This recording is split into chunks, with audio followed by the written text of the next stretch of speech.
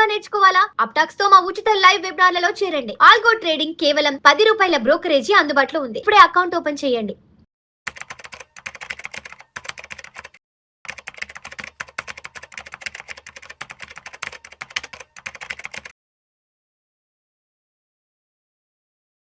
Sir నమస్తే sir Ramachandramurthy గారు. నమస్తే విష్ణు గారు. రామచంద్రమూర్తి గారు ఒక 4-5 సంవత్సరాలకు ముందు వరకు కూడా రాకేష్ జుంజున్వాలా గారు వారు ఉన్నప్పటి వరకు కూడా ఏదైనా మార్కెట్స్కి సంబంధించి ఎగ్జాంపుల్గా మాట్లాడుకున్నప్పుడు ఫస్ట్ వారి పేరు వచ్చేది. Because is the big bull of Indian stock markets అని. అదేవిధంగా వాళ్ళ స్టాక్ మార్కెట్ వాళ్ళ ఇన్వెస్ట్మెంట్ పోర్ట్ఫోలియో గురించి వాళ్ళ స్టాక్ హోల్డింగ్స్ గురించి ఆయన గురించి ఎక్కువ మాట్లాడుకునేవారు. అవునండి.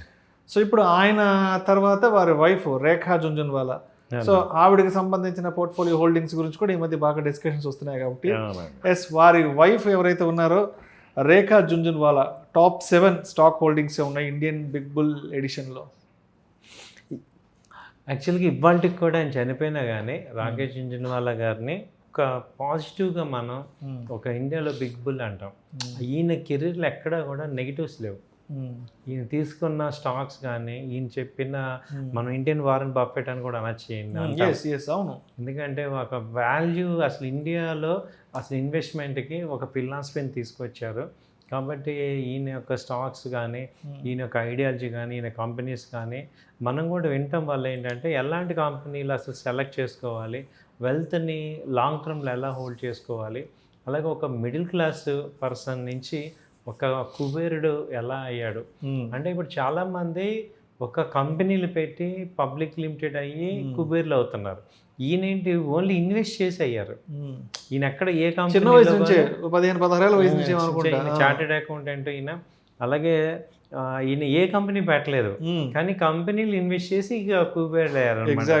సో ఇప్పుడు మనం ఎవరమైతే మనం ఇప్పుడు ప్యాసివ్ ఇన్కమ్గా మనం చూస్తున్నామో వాళ్ళందరికీ కూడా ఒక రకంగా ఈయన మార్గదర్శకుడు. కాబట్టి ఈయన వైఫ్ రేఖా జుంజున్వాలా గారు, సో ఈవిడ స్టాక్స్ అన్నీ కూడా ఆయనవే వచ్చాయి. ఇద్దరికి కలెక్టివ్గా చూసుకుంటే ఫస్ట్ టైటాన్ కంపెనీ.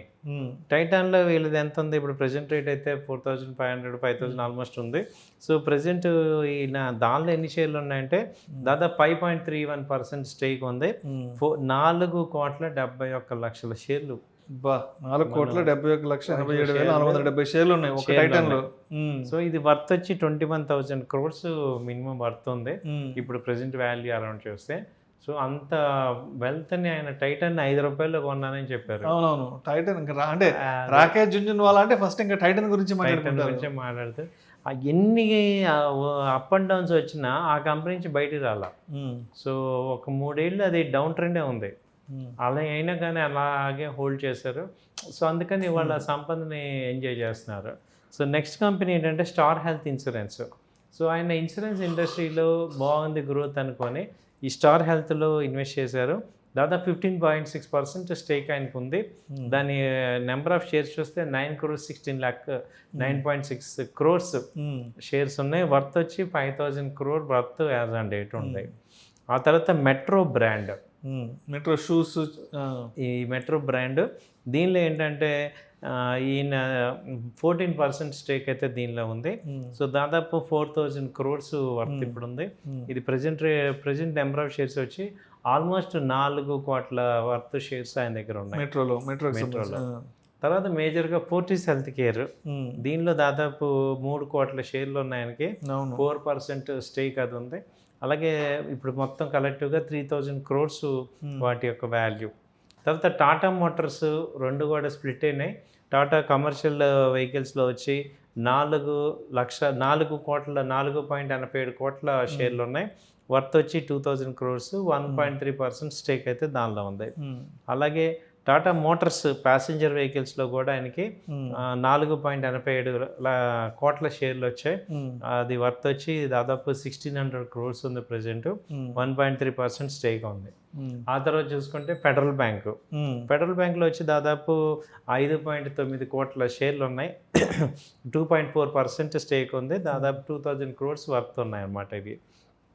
సో ఈ మేజర్ టాప్ 7 హోల్డింగ్స్ ఇవి ఉన్నాయి. సో దీన్ని బట్టి మనకు అర్థమవుతుంది ఏంటంటే మేము ఈ షేర్లు కొనండి అని మేము చెప్పట్లేదు. ఓన్లీ ఇది అడ్వైజ్ ఎడ్యుకేషన్ పర్పస్ కింద తీసుకోండి. ఇది ఒక డేటా ఇన్ఫర్మేషన్ మీకు ఇస్తున్నాం. అంటే ఇప్పుడు ఇక్కడ రేఖా జుంజున్వాలా గారి వాళ్ళ యొక్క స్టాక్ హోల్డింగ్స్ అంటే పోర్ట్ఫోలియో డైవర్సిఫికేషన్ గురించి ఒకసారి చెప్పండి. టైటన్ ఒకటి ఉంది, తర్వాత స్టార్ హెల్త్ ఉంది, హెల్త్కి సంబంధించి మెట్రో ఒకటి ఉంది, ఫోర్టిస్ ఒకటి ఉంది, టాటా మోటార్స్ ఉంది, ఫెడరల్ బ్యాంక్ ఉంది, టాటా మోటార్స్ ప్యాసింజర్. అంటే అర్థమైపోతుంది ఆ వైవిధ్యభరితమైన పోర్ట్ఫోలియో డైవర్సిఫికేషన్ అనేది. పోర్ట్ఫోలియోలో ఇంకోటి చూస్తే ఇంకా ఈయనకి లార్జ్ క్యాప్ తీసుకుంటే ఒక 4 ఉన్నాయి, మిడ్ క్యాప్ ఏమో 3 ఉన్నాయి.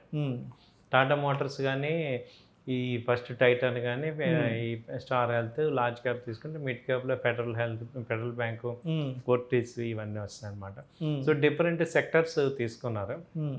నేను ఈ మధ్య ఏంటంటే ఒక అకౌంట్ చూశాను, సో మీకు కూడా అర్థం కావటానికి ఇది చెప్పేది ఏంటంటే, ఒక ఆయన 10 lakhs ఇన్వెస్ట్ చేశారు, 60 కంపెనీలో పెట్టారు. ఆయన నాకు పంపించి ఆ పోర్ట్ఫోలియోని నాకు ఇప్పుడు ఎటు అసలు ప్రాఫిట్స్ రావట్లేదు, ఏం చేయమంటారు అంటే నాకు ఇదే గుర్తొచ్చింది. సో అంత ఫుల్ డైవర్సిఫై అయిపోతే మనకి A to Z స్టాక్స్ ఉంటాయి, ట్రాక్ చేసుకోవడం కష్టం. 60 కంపెనీలు 70 కంపెనీలు అవసరం లేదు, గట్టిగా 10 కంపెనీలు చాలు మంచిగా పట్టుకుంటే. అది మీరు అంటే ఒక టాప్ ఇండియన్ బుల్ పర్సన్కే 7 కంపెనీలు 8 కంపెనీలు ఉంటే మనకి ఎంత ఉండాలి? మన డబ్బుని చూసుకోండి, గట్టిగా ఒక 15 కంపెనీలు మ్యాక్సిమం పెట్టుకుంటే చాలు. ఈవెన్ ₹1 ఉన్నా కానీ మీరు ఒక 15-20 దాటకూడదండి ఎన్ని కోట్లు ఉన్నా కానీ, ఎందుకంటే ట్రాకింగ్ కష్టం. ఇప్పుడు దానిలో చూస్తే టీసీఎస్ ఉంది, ఇన్ఫోసిస్ ఉంది, విప్రో ఉంది, ఆ ఐటీ సెక్టర్లో 7 స్టాక్స్ ఉన్నాయి. ఎందుకు ఒక్క కంపెనీ తీసుకోవచ్చు కదా. అలాగే బ్యాంకింగ్ తీసుకుంటే హెచ్డిఎఫ్సి, ఐసిఐసిఐ ఇవన్నీ వచ్చాయి. సో దాని బదులు ఒక బ్యాంకుని లేకపోతే 2 కంపెనీస్ కింద స్ప్లిట్ చేసుకోండి. చాలామంది ఏంటంటే పోర్ట్ఫోలియోని బిల్డ్ చేసుకోవటం ఇంపార్టెంట్. సో దీనిలో బాగా కొంచెం మీరు ఆలోచించండి. అంటే మీరు చెప్పే కేస్ స్టడీ గురించి చెప్తే నాకేం అర్థమవుతుందంటే ఆయన ఏమైనా ఫోమోలో ఉన్నాడేమో, ఫియర్ ఆఫ్ మిస్సింగ్ అవుట్లో. అంటే ఆ కంపెనీలో పెట్టకపోతే అక్కడ ఉన్న ప్రాఫిట్స్ మిస్ అయిపోతానేమో, లేదంటే దీంట్లో అంటే ఈ భయం కన్ఫ్యూజన్ లో అసలు ఏమైందంటే 60 కంపెనీలో పోర్ట్ఫోలియో డైల్యూట్ అయిపోయింది. డైవర్సిఫై అవర్స్ డైల్యూట్ అయిపోయింది. ఎగ్జాక్ట్లీ ఆ రెండింటి డిఫరెన్స్ చూడాలి. డైల్యూట్ అవ్వకూడదు, డైవర్సిఫై చేయండి, కాన్సన్ట్రేట్ చేయండి. 2 షేర్లు ఉంటే డివిడెండ్స్ ఎలా వస్తాయి ఈయనకి? ఇప్పుడు వీళ్ళందరూ డివిడెండ్స్ మీదే ఇది అవుతున్నారు. సో కాబట్టి మీరు కూడా డివిడెండ్ ఇన్కమ్ రావాలి మనకి రెస్పెక్ట్ ఆఫ్ షేర్ ప్రైస్తో పాటు. అంటే అలాంటి కంపెనీస్లో మంచి క్వాలిటీ స్టాక్స్ ఉంటే మంచి డివిడెండ్స్ వస్తాయి. Right sir. Thank you sir. Thank you so much. Thank you అండి.